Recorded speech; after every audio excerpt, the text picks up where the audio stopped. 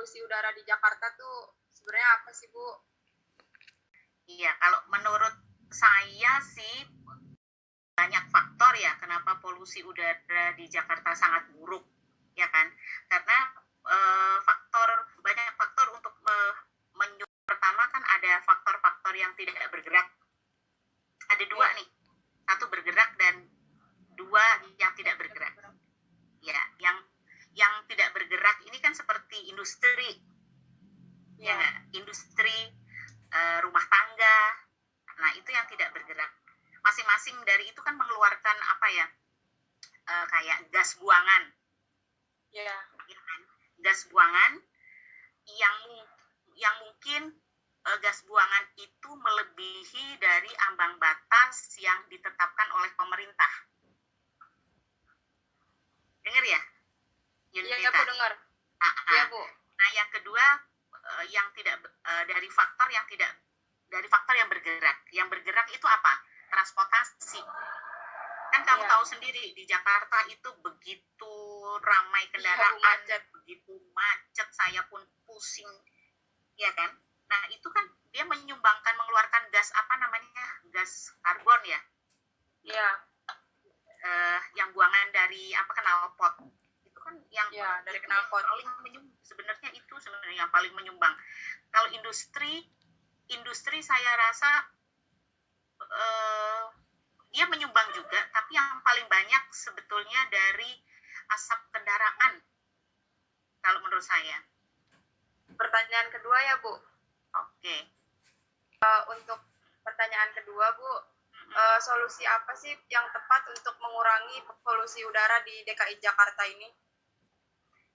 Gini, ada banyak pendekatan ya.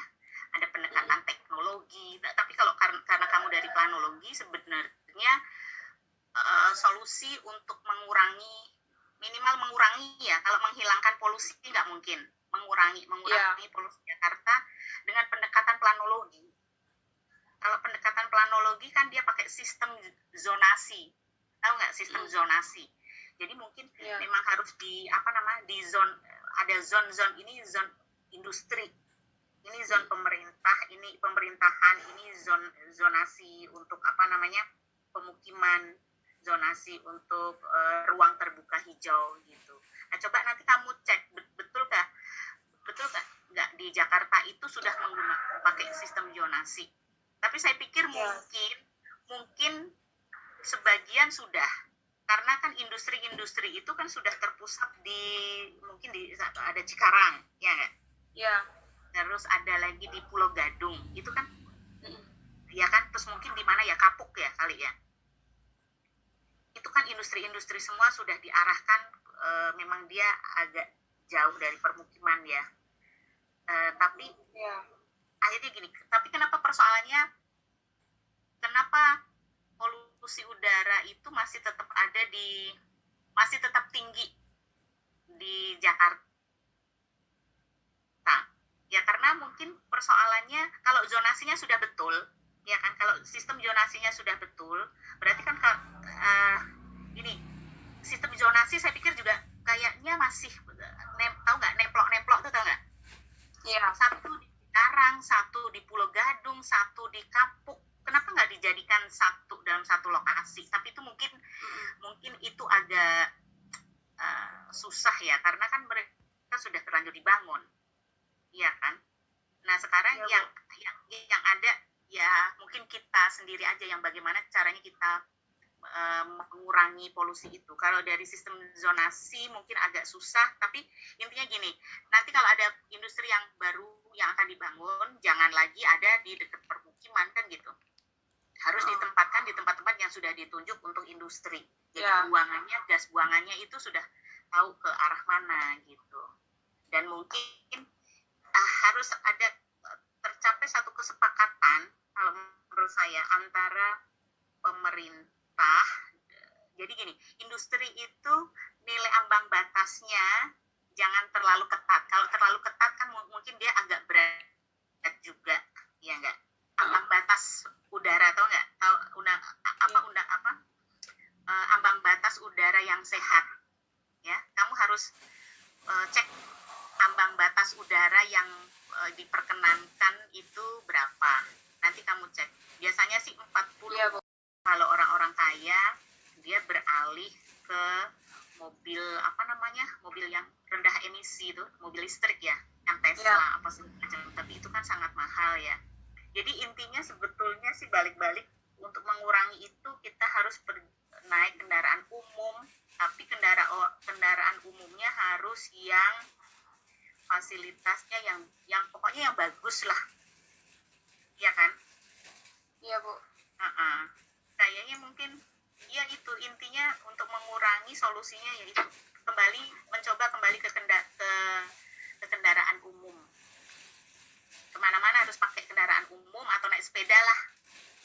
Ya, sepeda kendaraan umum ya.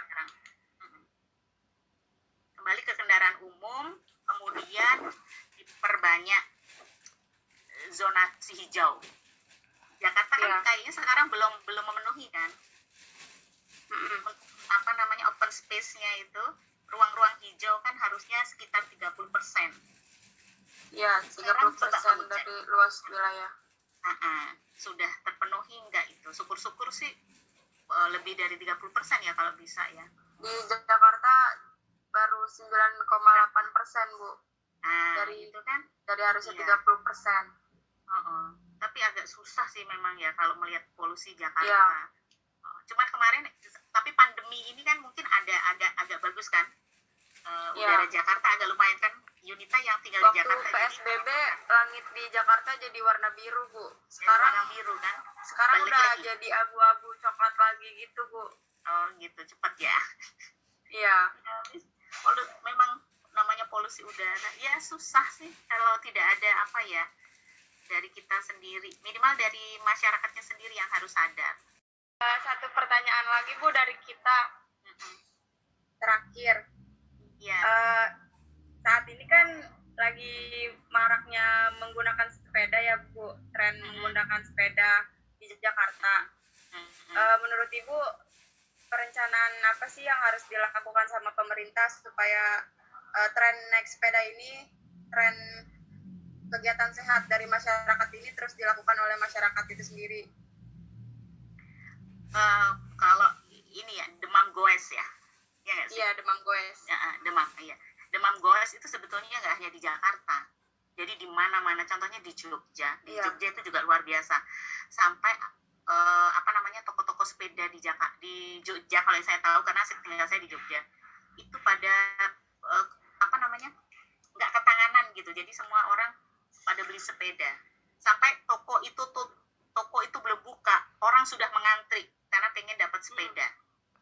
Kan itu pun mungkin hampir sama kejadiannya di Jakarta ya. Sepeda itu sebetulnya bagus karena dengan bersepeda itu intinya kita sehat, benar nggak? Iya, benar, Bu. Sepeda kita bisa sehat, kita bisa berjemur, kan itu intinya mengurangi, biar imun kita kuat, dan itu kan biar kita tidak terkena virus COVID kan. Jadi memang sepeda itu salah satu olahraga yang memang bagus kalau kita kerjakan di masa pandemi kayak gini. Kan gabut-gabut di rumah ngapain gitu, PSBB ngapain. Iya. Kalau naik sepeda kan nggak kelihatan kita mau nongkrong apa, kan nggak kelihatan naik sepeda. Pura-puranya sih naik sepeda, padahal cuma mau wira-wiri gitu ya, nggak apa-apa gitu. Awalnya kan sepeda, nanti lama-lama kan jadi olahraga gitu, ya kan? Karena mungkin kebetulan karena juga saya paling nggak seminggu sekali, walaupun sebelum lockdown pun sudah jauh-jauh tahun-tahun kemarin sampai sekarang, saya tuh juga suka bersepeda. Gitu. Cuman kalau perencanaan di Jakarta ya, intinya harus ada jalur sepeda. Sudah ada belum sih di Jakarta? Ada jalur sepeda. Kemudian kalau boleh, mungkin saya nggak ngerti ya, ada jalur sepeda itu boleh masuk tol. Seperti mungkin di Malaysia, boleh masuk tol. Walaupun dia bayar atau apa. Jadi, terus kemudian ada aturan, cara orang bersepeda itu harus ada aturannya. Dia tidak boleh orang bersepeda itu renteng-renteng bersama-sama gitu loh.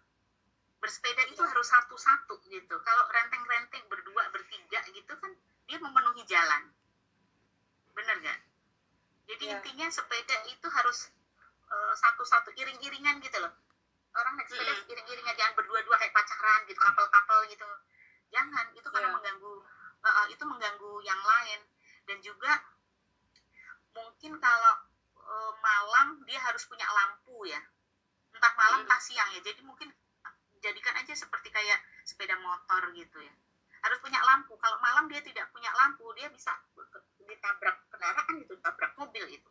Malam kan dia nggak kelihatan, harus ada pakai lampunya. Dan intinya jangan jalan beriringan gitu, kasih dia Iya. kasih jalur sepeda.